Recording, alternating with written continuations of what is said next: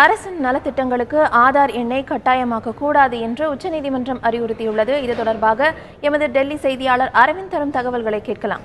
அரவிந்த், ஆதாரின் பயன்பாடு தொடர்பாக உச்சநீதிமன்றம் இன்று அளித்த உத்தரவு குறித்து விரிவா சொல்லுங்க.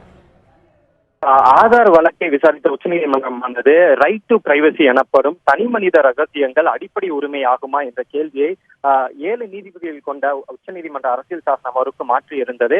இந்நிலையில் அந்த வழக்கை விரைவாக உச்சநீதிமன்றம் விசாரணைக்கு எடுக்க வேண்டும். அந்த 7 நீதிபதிகள் கொண்ட அமர்வை உடனடியாக அமைத்து அந்த வழக்கை விசாரணைக்கு எடுக்க வேண்டும் என இன்று உச்சநீதிமன்ற தலைமை நீதிபதியிடம் ஒரு முறையீடு வைக்கப்பட்டது. அப்போது மனுதாரர் தரப்பில் உச்சநீதிமன்றம் இந்தந்த திட்டங்களுக்கு மட்டுமே ஆதார் எண்ணை கட்டாயப்படுத்தலாம், ஆதார் எண்ணை பயன்படுத்திக் கொள்ளலாம், அதுவும் ஆதார் எண்ணை கட்டாயப்படுத்தக்கூடாது என மிக தெளிவாக ஒரு உத்தரவை பிறப்பித்திருக்கும் போது அரசானது அனைத்து திட்டங்களுக்குமே, அனைத்து அரசின் நலத்திட்டங்களுக்குமே ஆதார் எண்ணை கட்டாயப்படுத்தும் நோக்கில் முயன்று வருகிறது.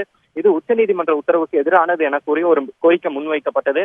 இதனை கேட்ட உச்சநீதிமன்ற தலைமை நீதிபதி அமர்வு ஆதார் எண்ணை எந்த அரசின் நலத்திட்டங்களுக்கும் கட்டாயப்படுத்தக்கூடாது என ஒரு அறிவுறுத்தலை முன்வைத்திருக்கிறார். அதே போல எந்தெந்த இடத்திலெல்லாம், எந்தெந்த சேவைகளிலெல்லாம் ஆதார் அரசின் நலத்திட்டங்கள் இல்லாமல் இருக்கின்றனோ, அதாவது குறிப்பாக வங்கி கணக்கை தொடங்குவது போன்ற சேவைகளுக்கு ஆதார் எண்ணை பயன்படுத்திக் கொள்ளலாம் எனவும், அதே போல அரசின் எந்த நலத்திட்ட உதவிகளுக்குமே ஆதார் எண்ணை கட்டாயப்படுத்தக்கூடாது என உச்சநீதிமன்ற தலைமை நீதிபதி தற்போது ஒரு அறிவுறுத்தலாக கூறியிருக்கிறார்.